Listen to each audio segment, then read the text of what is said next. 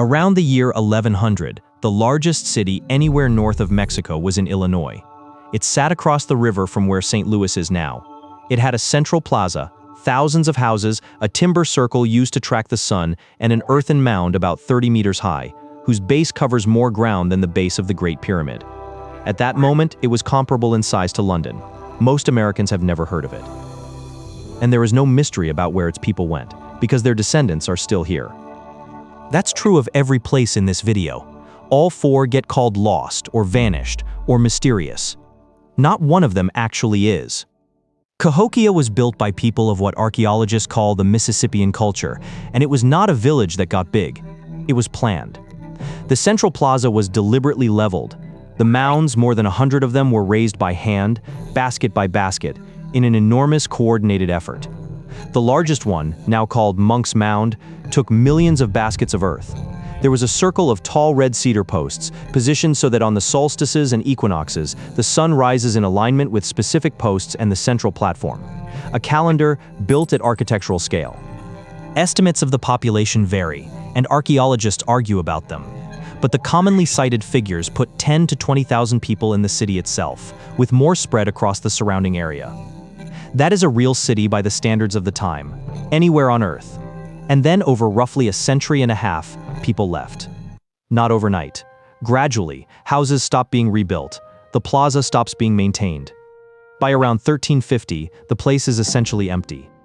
Why is genuinely unsettled? There's evidence of major flooding. There's evidence of a drought period. There are arguments about political and religious change, that whatever held this many people together stopped working, and people did what people do, which is leave. And honestly, that's worth saying plainly. We don't know. And not knowing is completely ordinary in archaeology. It doesn't make it a mystery in the spooky sense. It makes it an open question. What is not an open question is what happened to the people. They moved. They joined and formed other communities across the region. And the nations descended from the Mississippian world are still here, with their own accounts of that history. The city was abandoned. The people were not lost. There's one more thing about Cahokia that says a lot. For a long time, plenty of white Americans refused to believe native peoples had built it at all, and invented other explanations, that it was Vikings or a wandering lost tribe or a natural hill. It was easier to invent a mystery than to accept the obvious answer. In 1587, a group of about 115 English settlers arrived on the coast of what is now North Carolina. Their governor, John White, sailed back to England for supplies almost immediately. His daughter and his newborn granddaughter were among the people he left behind. He expected to be gone months. He was gone 3 years, because England spent that period fighting off the Spanish Armada, and every available ship was requisitioned. When he finally got back in 1590, the settlement was empty, not burned, not scattered, dismantled, the buildings taken down in an orderly way as though people had packed up, and carved into a post at the entrance was a single word, Croatoan. Croatoan was not a riddle. It was a place, an island down the coast, now called Hatteras, and it was also the name of the people living there, who were the one group in the region the English were on good terms with. Before he left, White had agreed a signal with them. If they moved, they would carve the name of where they had gone.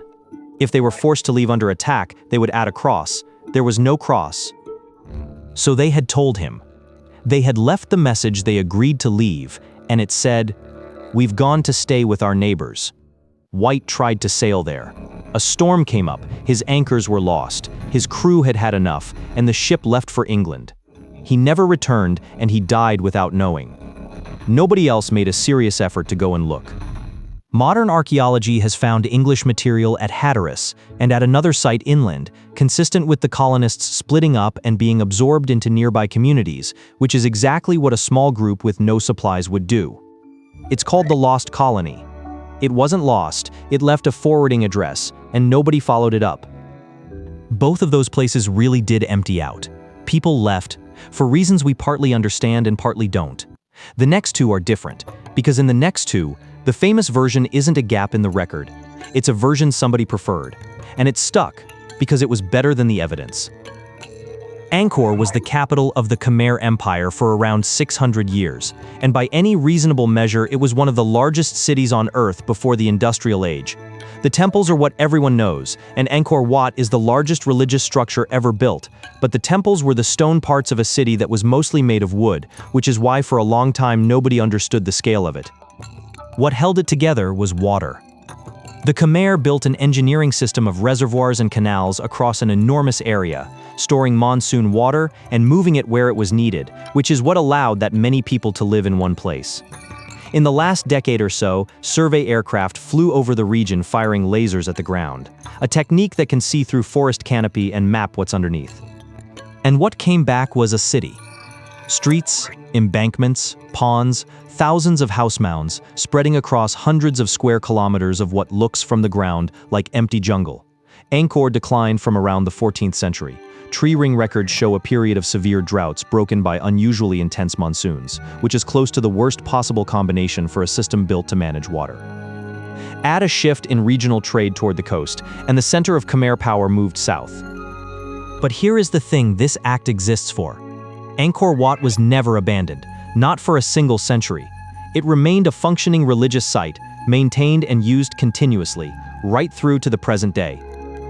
When a French naturalist published an account in the 1860s that made him famous as the man who discovered Angkor, he had been guided there along an existing path by local people to a temple where monks were living. He said so himself in his own writing. The city wasn't lost, it was simply not known about in Europe, which is a completely different thing. And the two got confused on purpose, because discovery sells better than directions. Almost everyone has heard the same story about Easter Island. A society becomes obsessed with building enormous stone heads. To move them, it cuts down every tree on the island. Without trees, there are no canoes, no fishing, no soil, so it collapses into famine and war, and the people destroy themselves. It gets used constantly as a parable about environmental self-destruction. The archaeologists who actually work on Rapa Nui have been pushing back on that account for about 20 years, and the evidence has been going their way. So, start with the trees. The palm forest did disappear. That part is not in doubt.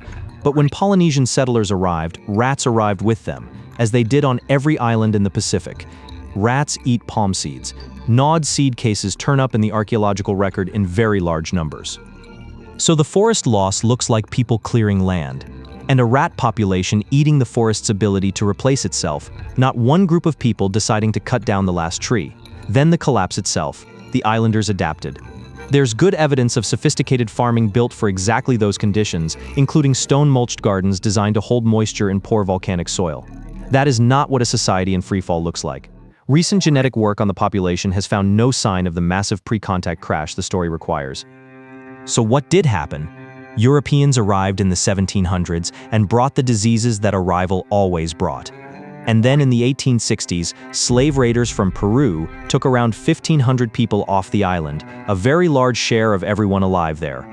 Some were later returned, carrying smallpox with them. By the late 1870s, the population of Rapa Nui was around 100 people. That is the collapse. It is not ancient, it is not mysterious, and it was not self-inflicted.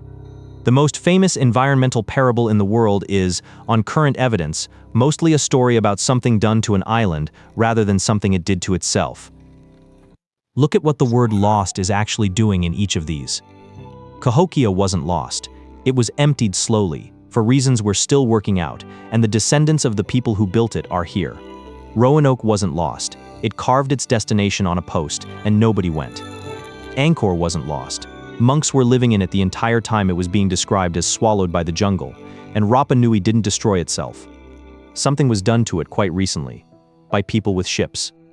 In every case, lost is a word describing a gap in somebody else's records. It says nothing about the place, it only says who wasn't paying attention. And it does something else, which is why it's worth objecting to. A mystery is more fun than a fact, so the mystery gets told, and the people whose ancestors actually lived there end up as the puzzle rather than the answer. They're not a puzzle. In every one of these four, somebody knew. If you want more of these, the strange, hard, mostly forgotten corners of history, subscribing is how you get them. It genuinely helps, and it's free. And if you want more of this, the things almost everybody believes about history, and the specific people who made them up, that one's on the screen now.